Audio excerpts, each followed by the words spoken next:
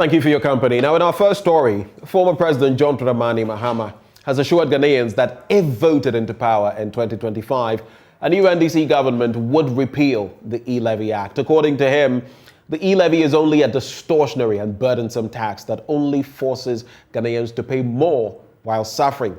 Addressing the nation on the theme Ghana at a Crossroads on Monday, Mr. Mahama said, unfortunately, in the face of this self-inflicted economic catastrophe, the MPP government has gone against all sound advice and introduced the E-Levy that heaps even more suffering on Ghanaians. The collection of the E-Levy began yesterday. And like a slap in the face, it began on May Day. When we are supposed to be celebrating workers, we are celebrating a new tax imposed on them. And already there's a litany of complaints about the implementation. I've heard complaints of transfers of under 100 cedis being subject to tax contrary to the law. And I've heard others say that they sent 1,000 cedis and paid no additional tax. Clearly, the Ghana Revenue Authority and those responsible for this tax were not ready for its implementation.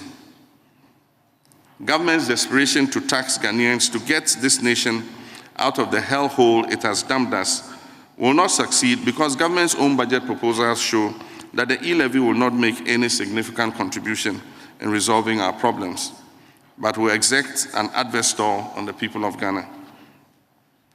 We in the NDC do not oppose taxation as a principle. We will not be pretentious and couch fanciful slogans to condemn the principle of taxation like the MPP did in the past. We are, however, implacably opposed to distortionary and burdensome taxes like the E-Levy that only force Ghanaians to endure more suffering.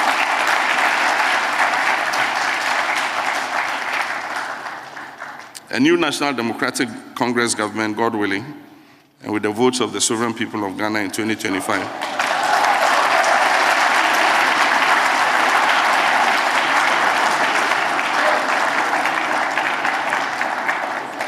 will repeal the E-Levy Act. Even as this government remains fixated with taxing their way out of economic mismanagement, the Akufo-Addo government has been wasteful.